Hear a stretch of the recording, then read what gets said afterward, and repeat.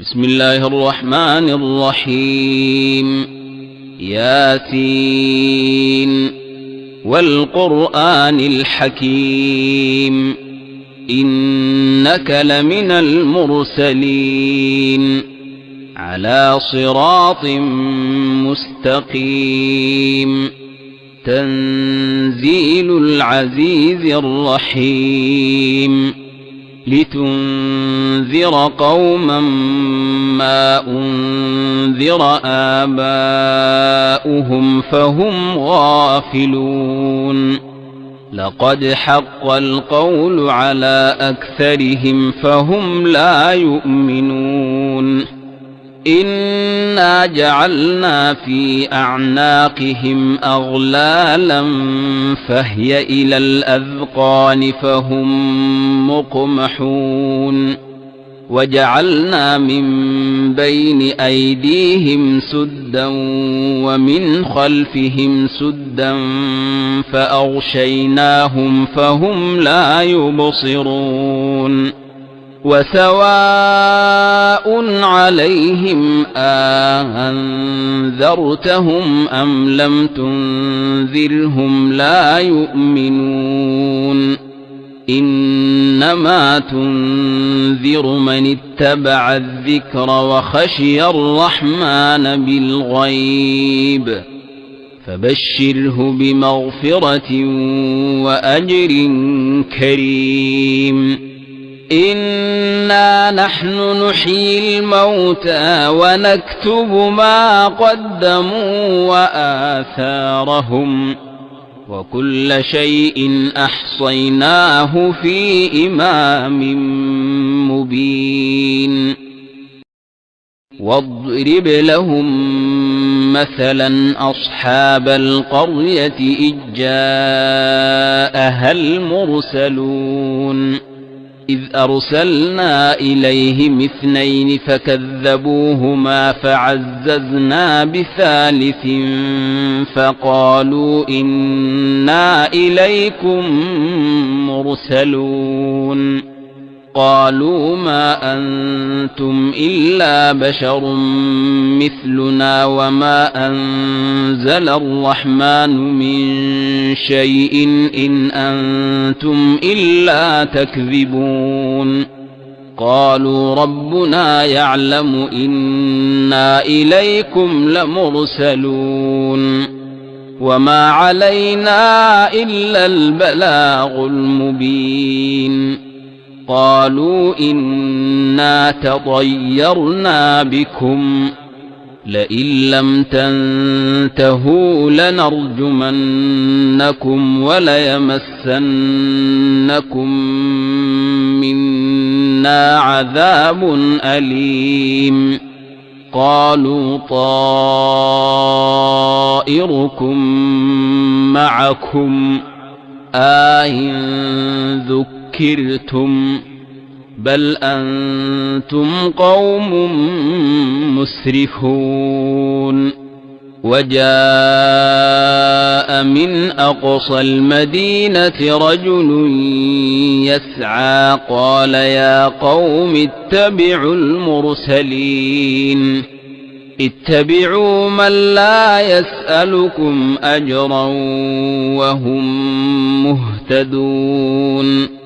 وما لي لا أعبد الذي فطرني وإليه ترجعون أتخذ من دونه آلهة إن يردني الرحمن بضر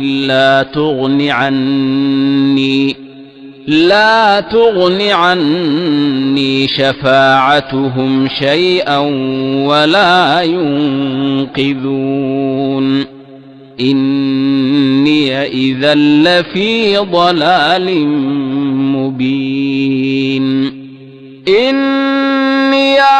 آمنت بربكم فاسمعون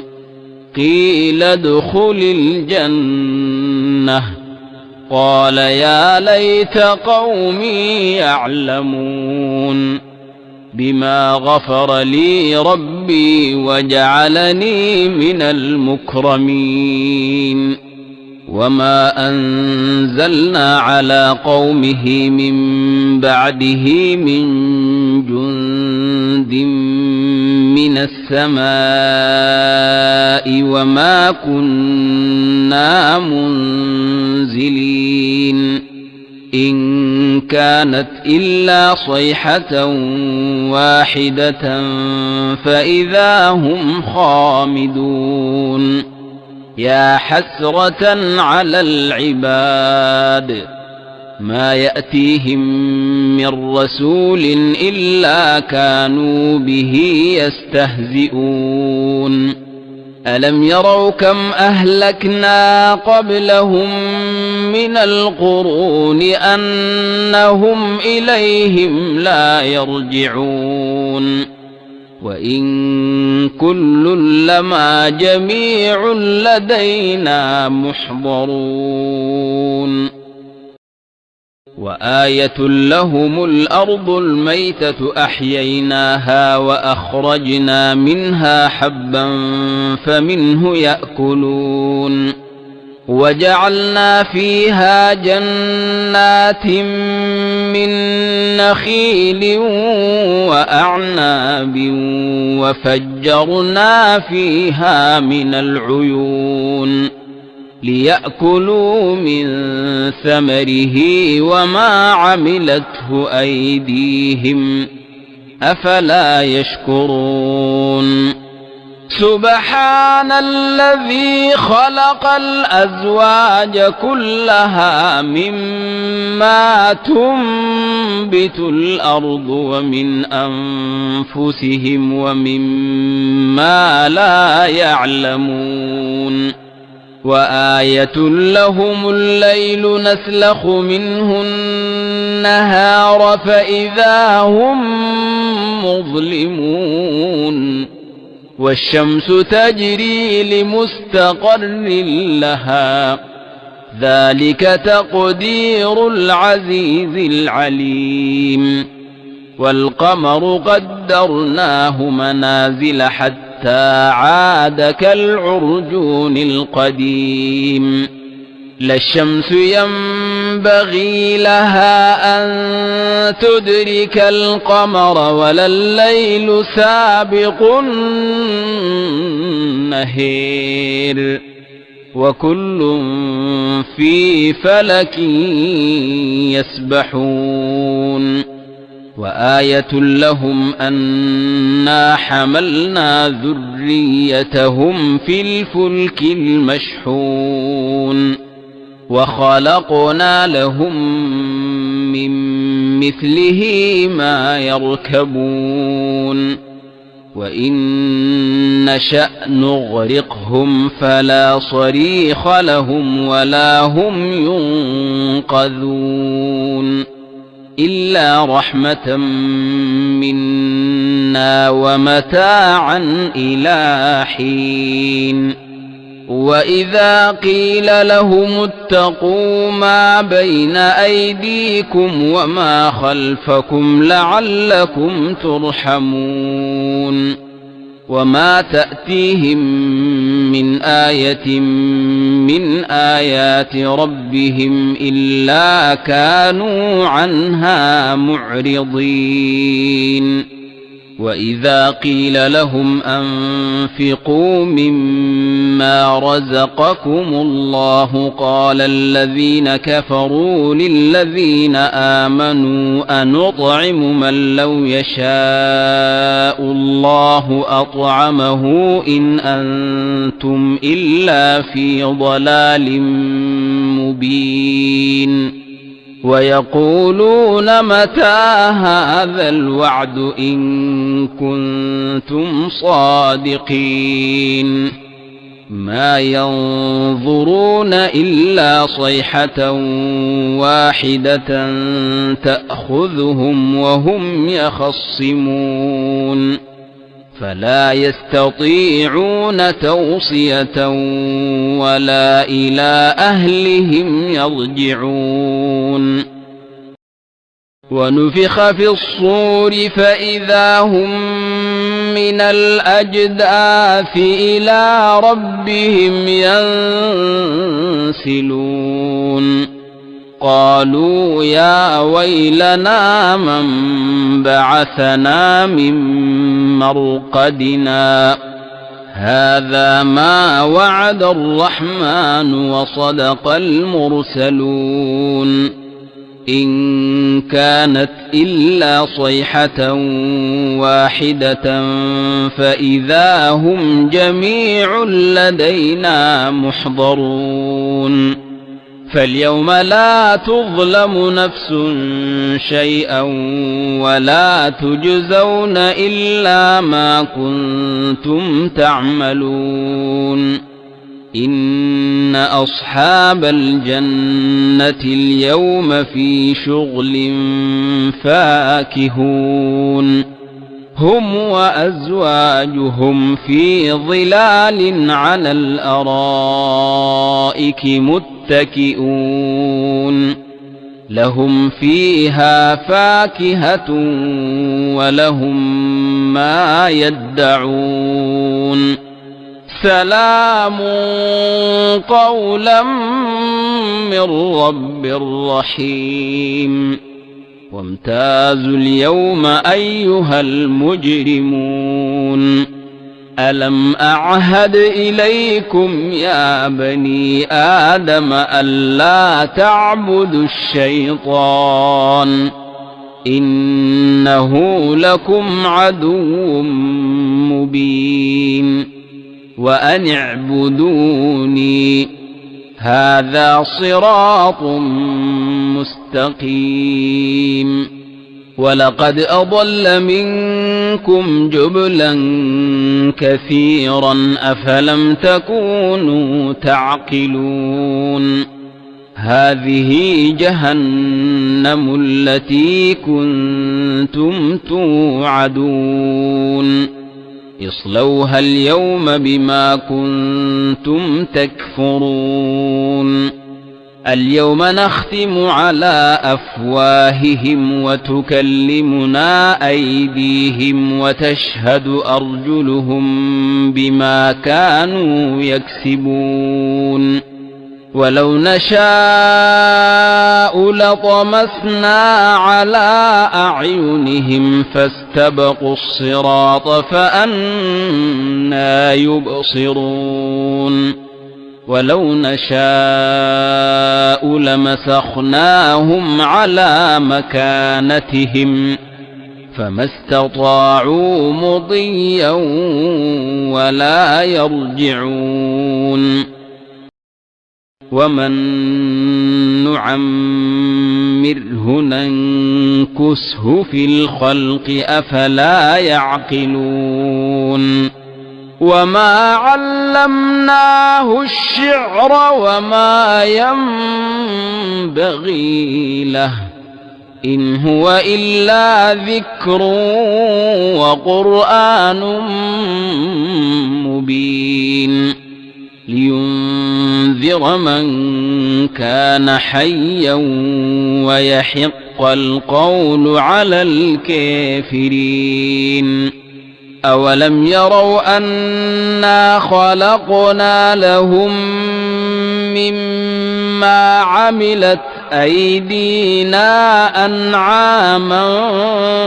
فهم لها مالكون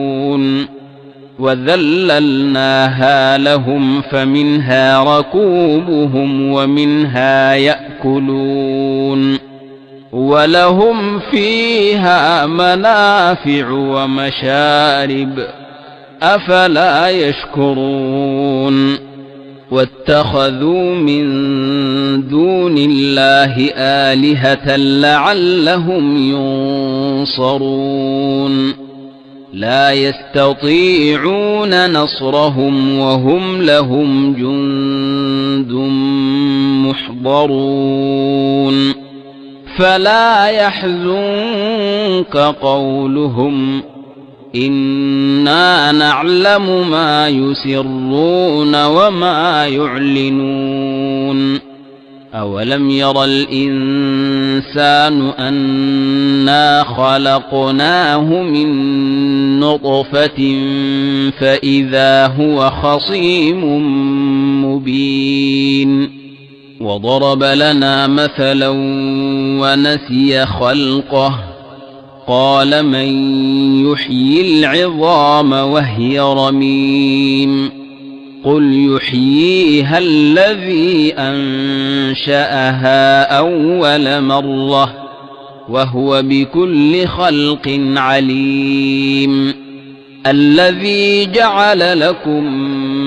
من الشجر الأخضر نارا فإذا أنتم منه توقدون أوليس الذي خلق السماوات والأرض بقادر على أن يخلق مثلهم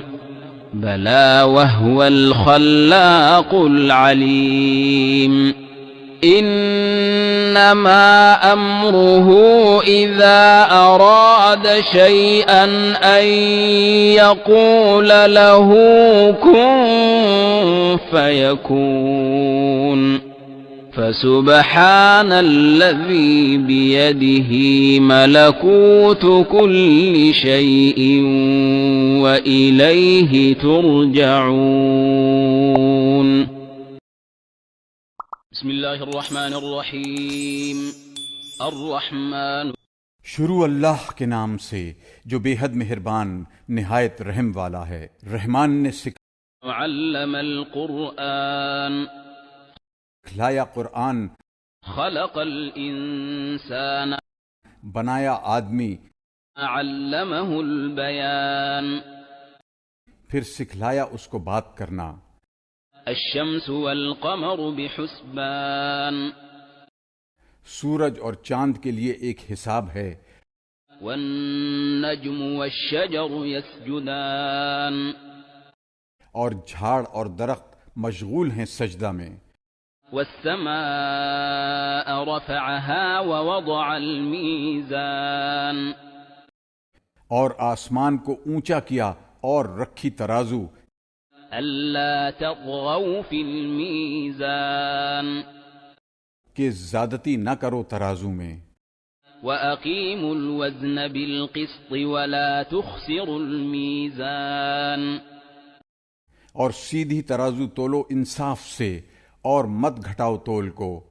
والأرض وضعها للأنام اور زمین کو بچھایا واسطے خلق کے۔ فيها فاكهة والنخل ذات الأكمام اس میں میوہ ہے اور کھجوریں جن کے میوہ پر غلاف۔ والحب ذو العصف والريحان اور اس میں اناج ہے جس کے ساتھ بھس ہے اور پھول خوشبودار۔ فبأي آلاء ربكما تكذبان پھر کیا کیا نعمتیں رب اپنے کی جھٹلاؤ گے تم دونوں۔ خلق الإنسان من صلصال كالفخير بنایا آدمی کو کھنکھناتی مٹی سے جیسے ٹھیکرا۔ وخلق الجان من مارج من نار اور بنایا جن کو آگ کی لپیٹ سے۔ فبأي آلاء ربكما تكذبان پھر کیا کیا نعمتیں اپنے رب کی جھٹلاؤ گے تم دونوں۔ رب المشرقين ورب المغربين مالک دو مشرق کا اور مالک دو مغرب کا۔ فبأي آلاء ربكما تكذبان پھر کیا کیا نعمتیں اپنے رب کی جھٹلاؤ گے۔ مرج البحرين يلتقيان چلائے دو دریا مل کر چلنے والے۔ بينهما برزخ لا يبغيان ان دونوں میں ہے ایک پردہ جو ایک دوسرے پر زیادتی نہ کرے. فبأي آلاء ربكما تكذبان پھر کیا کیا نعمتیں اپنے رب کی جھٹلاؤ گے؟ يخرج منهما اللؤلؤ والمرجان نکلتا ہے ان دونوں سے موتی اور مونگا. فبأي آلاء ربكما تكذبان پھر کیا کیا نعمتیں اپنے رب کی جھٹلاؤ گے؟ وله الجوار المنشآت في البحر كالأعلام اور اسی کے ہیں جہاز اونچے کھڑے دریا میں جیسے پہاڑ. فبأي آلاء ربكما تكذبان كل من عليها فان جو کوئی ہے زمین پر فنا ہونے والا ہے. ويبقى وجه ربك ذو الجلال والإكرام اور باقی رہے گا منہ تیرے رب کا بزرگی اور عظمت والا. فبأي آلاء ربكما تكذبان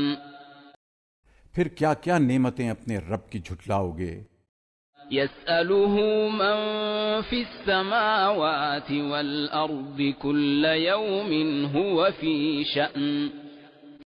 اس سے مانگتے ہیں جو کوئی ہیں آسمانوں میں اور زمین میں، ہر روز اس کو ایک دھندا ہے. فبأي آلاء ربكما تكذبان پھر کیا کیا نعمتیں اپنے رب کی جھٹلاؤ گے؟ سنفرغ لكم أيها الثقلان ہم جلد فارغ ہونے والے ہیں تمہاری طرف سے اے دو بھاری قافلوں. فبأي آلاء ربكما تكذبان پھر کیا کیا نعمتیں اپنے رب کی جھٹلاؤ گے؟ يا معشر الجن والإنس إن استطعتم أن تنفذوا من أقطار السماوات والأرض فانفذوا لا تنفذون إلا بسلطان. اے گروہ جنوں کے اور انسانوں کے، اگر تم سے ہو سکے کہ نکل بھاگو آسمان اور زمین کے کناروں سے، تو نہیں نکل سکتے بدون سند کے.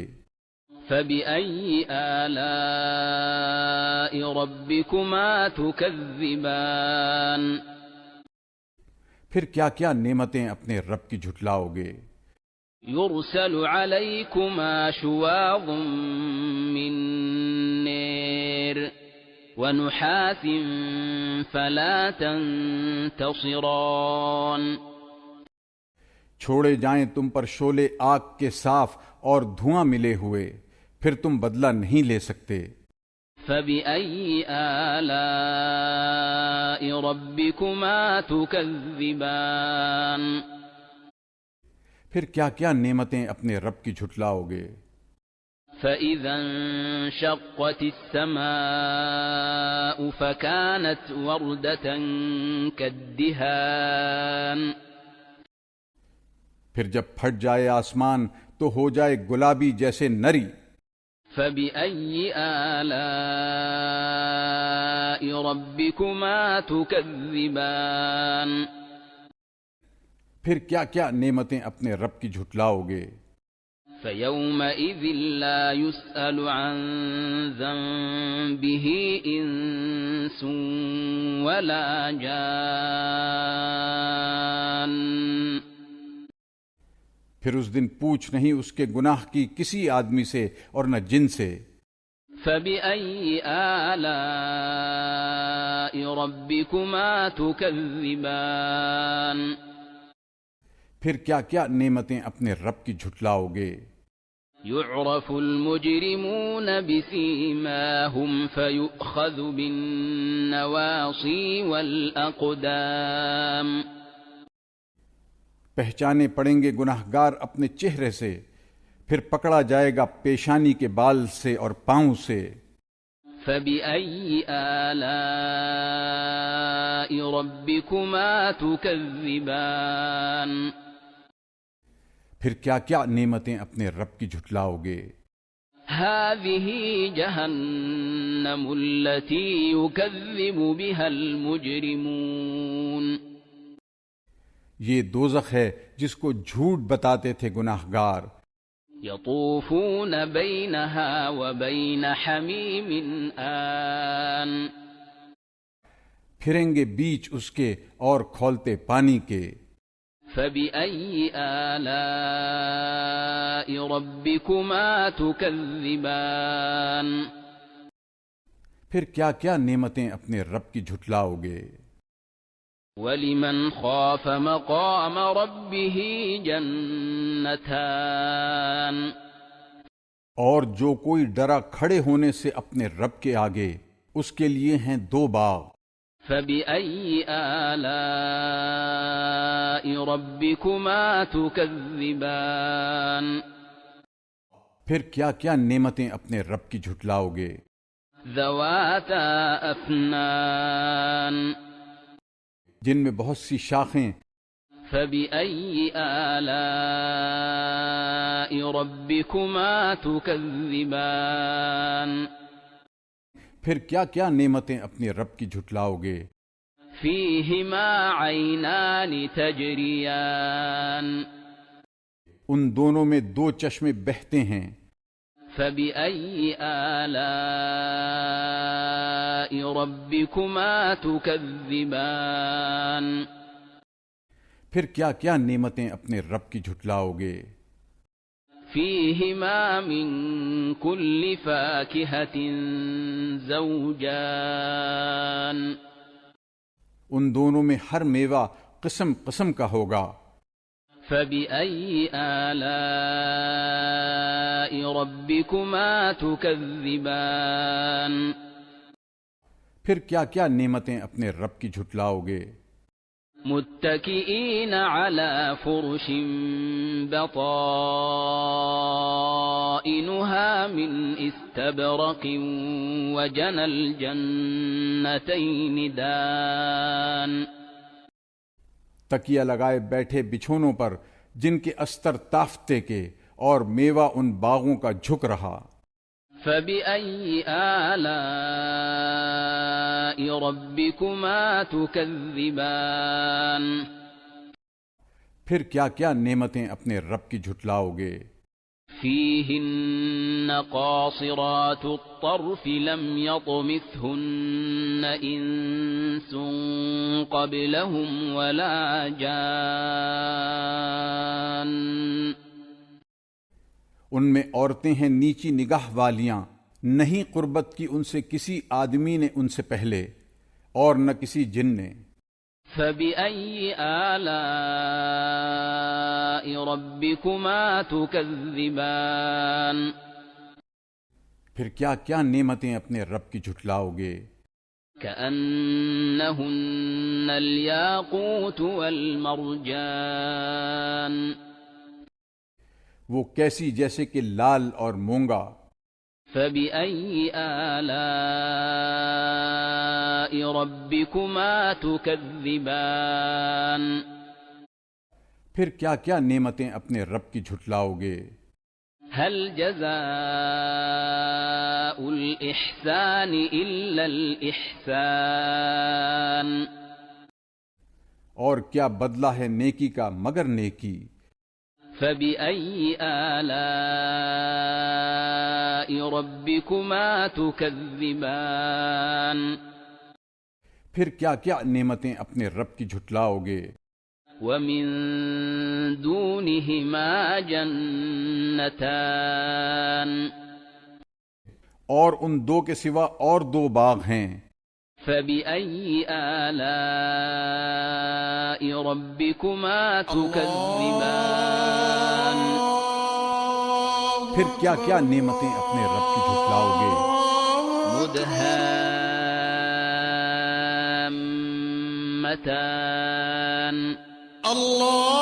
گہرے سبز جیسے سیاہ فبأي آلاء ربكما تكذبان پھر کیا کیا نعمتیں اپنے رب کی جھٹلاؤ گے؟ فيهما عينان نضاختان ان میں دو چشمے ہیں ابلتے ہوئے. فبأي آلاء ربكما تكذبان پھر کیا کیا نعمتیں اپنے رب کی جھٹلاؤ گے؟ فيهما فاكهة ونخل ورمان ان میں میوے ہیں اور کھجوریں اور انار.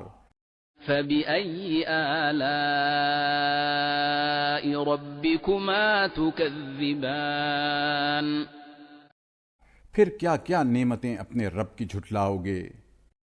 فيهن خيرات حسان ان سب باغوں میں اچھی عورتیں ہیں خوبصورت. فبأي آلاء ربكما تكذبان پھر کیا کیا نعمتیں اپنے رب کی جھٹلاؤ گے؟ حور مقصورات فی الخیام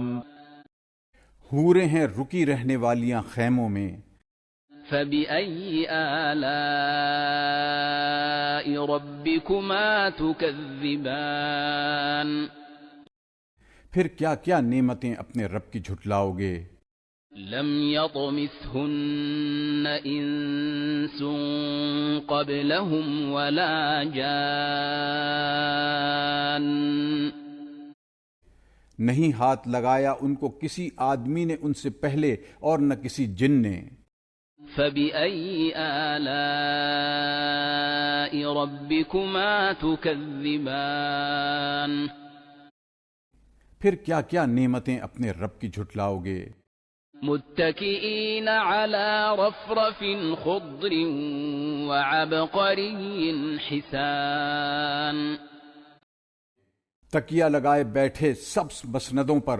اور قیمتی بچھونے نفیس پر. فبأي آلاء ربكما تكذبان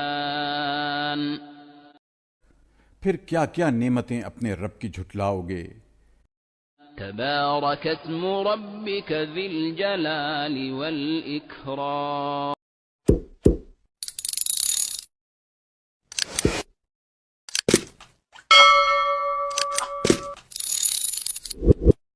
بسم الله الرحمن الرحيم إذا وقعت الواقعة ليس لوقعتها كاذبة خافضة رافعة إذا رجت الأرض رجا وبست الجبال بسا فكانت هباء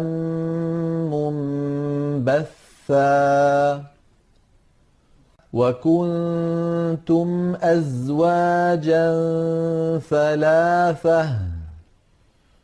فأصحاب الميمنة ما أصحاب الميمنة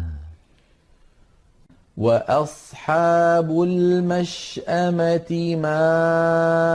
أصحاب المشأمة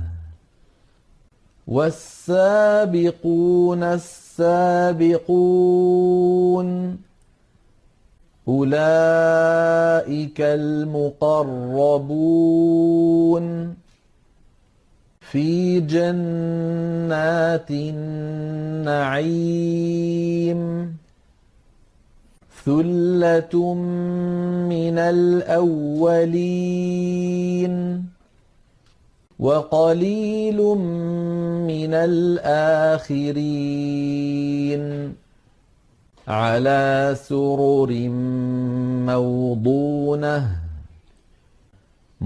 متكئين عليها متقابلين يطوف عليهم ولدان مخلدون بأكواب وأباريق وكأس من معين لا يصدعون عنها ولا ينزفون وفاكهة مما يتخيرون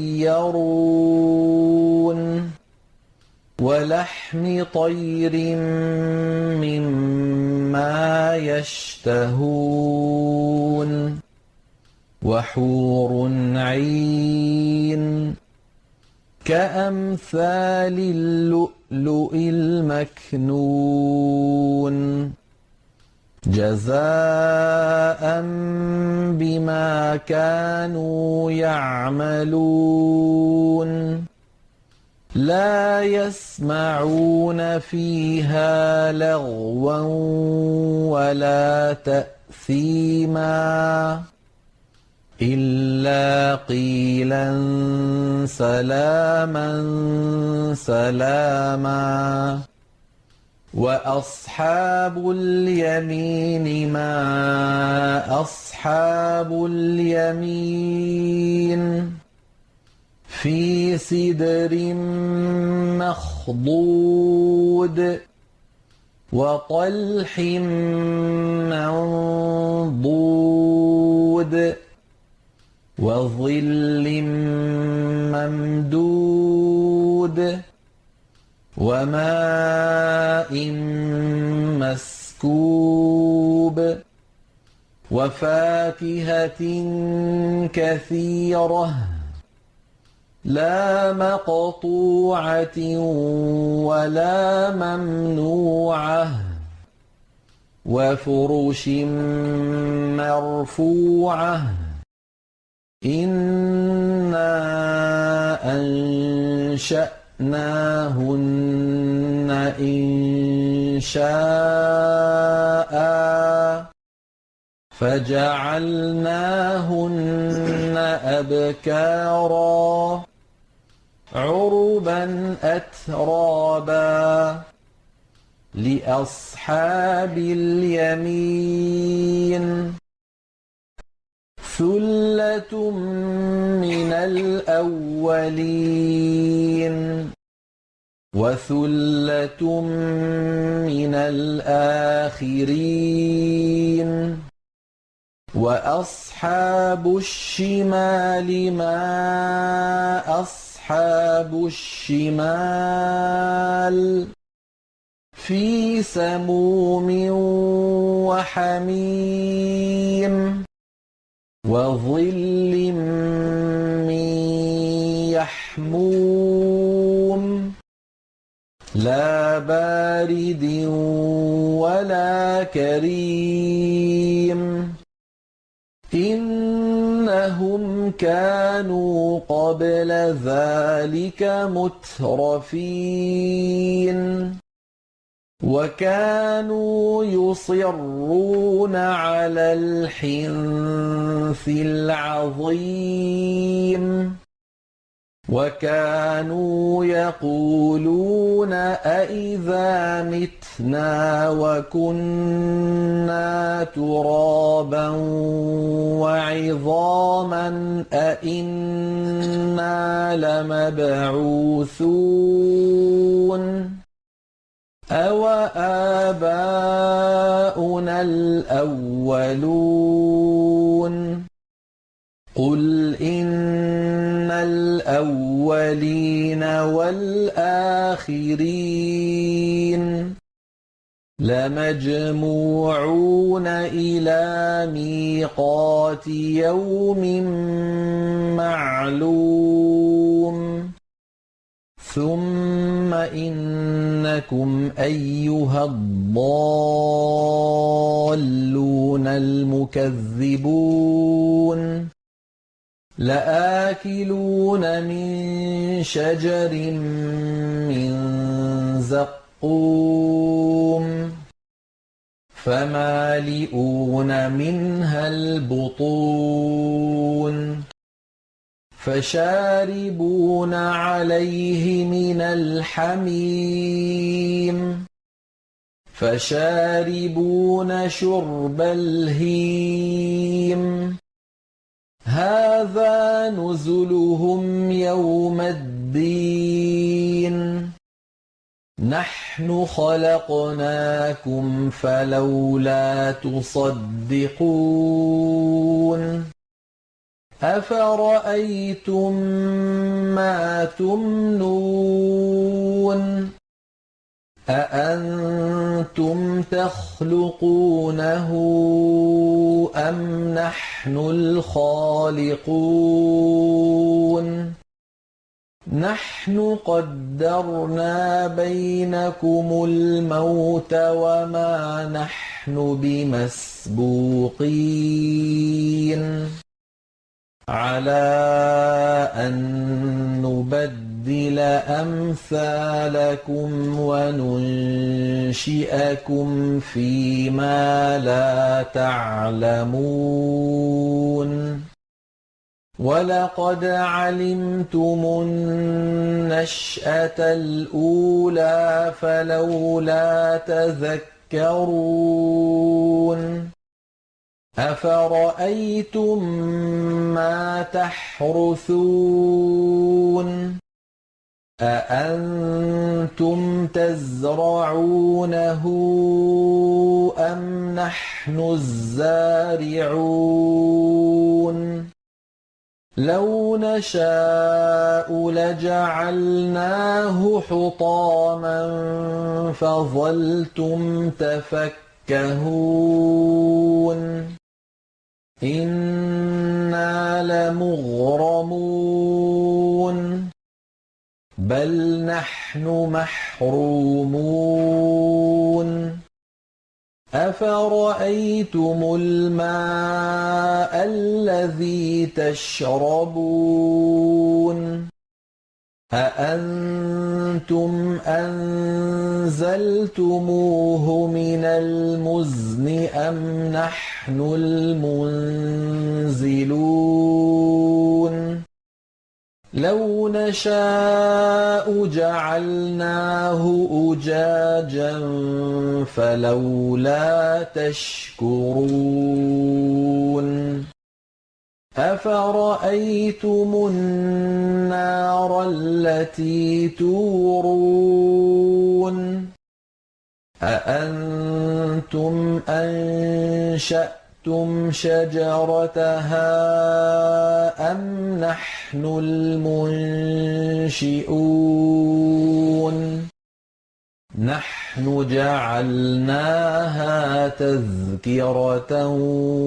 ومتاعا للمقوين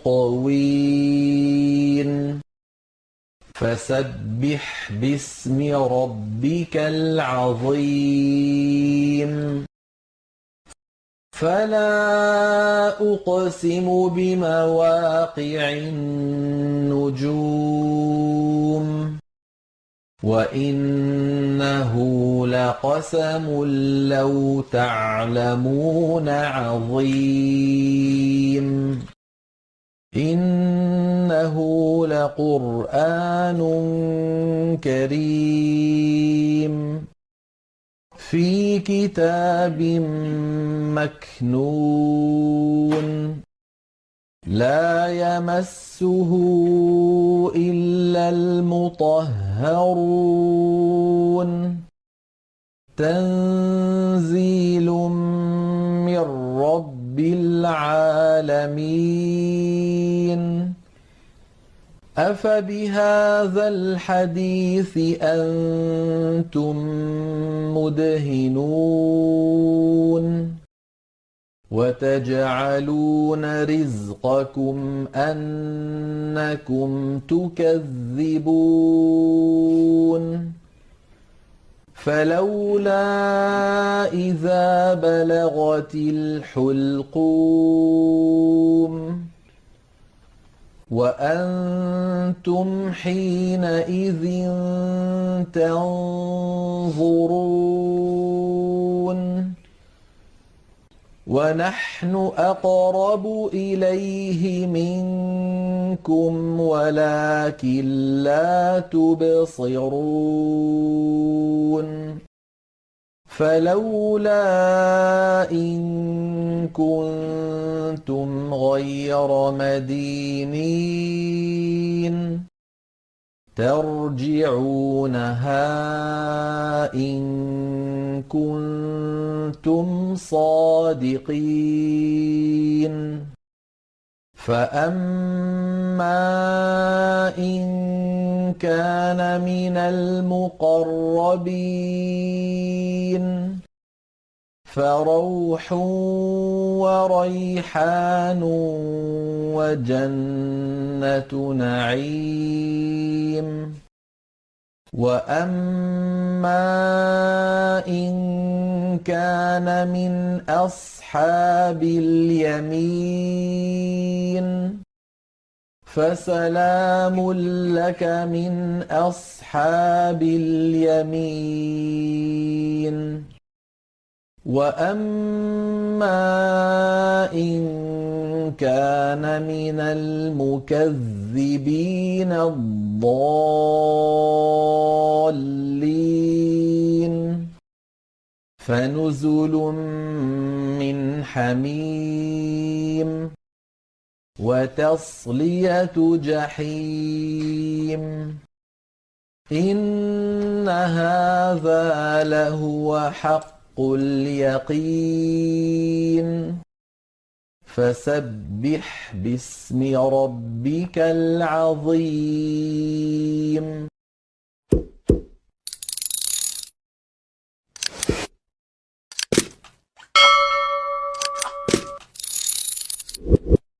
بسم الله الرحمن الرحيم تبارك الذي بيده الملك وهو على كل شيء قدير الذي خلق الموت والحياة ليبلوكم أيكم أحسن عملا وهو العزيز الغفور الذي خلق 7 سماوات طباقا ما تري في خلق الرحمن من تفاوت فارجع البصر هل تري من فطور ثم ارجع البصر كرتين ينقلب إليك البصر خاسئا وهو حسير ولقد زينا السماء الدنيا بمصابيح وجعلناها رجوما للشياطين وأعتدنا لهم عذاب السعير وللذين كفروا بربهم عذاب جهنم وبئس المصير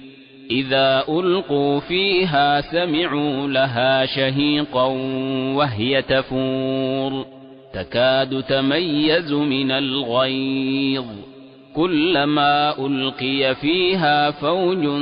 سألهم خزنتها ألم يأتكم نذير قالوا بلى قد جاءنا نذير فكذبنا وقلنا ما نزل الله من شيء إن أنتم إلا في ضلال كبير وقالوا لو كنا نسمع أو نعقل ما كنا في أصحاب السعير فاعترفوا بذنبهم فسحقا لأصحاب السعير إن الذين يخشون ربهم بالغيب لهم مغفرة وأجر كبير وأسروا قولكم أو اجهروا به إنه عليم بذات الصدور ألا يعلم من خلق وهو اللطيف الخبير هو الذي جعل لكم الأرض ذلولا فامشوا في مناكبها وكلوا من رزقه وإليه النشور آمنتم من في السماء أن يخسف بكم الأرض فإذا هي تمور أم أمنتم من في السماء أن يرسل عليكم حاصبا فستعلمون كيف نذير ولقد كذب الذين من قبلهم فكيف كان نكير أولم يروا إلى الطير فوقهم صافات ويقبضن ما يمسكهن إلا الرحمن إنه بكل شيء بصير أمن هذا الذي هو جند لكم ينصركم من دون الرحمن إن الكافرون إلا في غرور أمن هذا الذي يرزقكم إن أمسك رزقه بل لجوا في عتو ونفور أفمن يمشي مكبا على وجهه أهدى أمن يمشي سويا على صراط مستقيم قل هو الذي أنشأكم وجعل لكم السمع والأبصار والأفئدة قليلا ما تشكرون قل هو الذي ذرأكم في الأرض وإليه تحشرون ويقولون متى هذا الوعد إن كنتم صادقين قل إنما العلم عند الله وإنما أنا نذير مبين فلما رأوه زلفة سيئت وجوه الذين كفروا وقيل هذا الذي كنتم به تدعون قل أرأيتم إن أهلكني الله ومن معي أو رحمنا فمن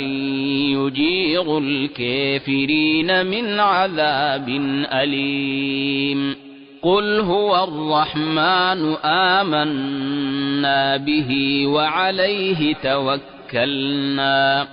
فستعلمون من هو في ضلال مبين قل أرأيتم إن أصبح ماؤكم غورا فمن يأتيكم بماء معين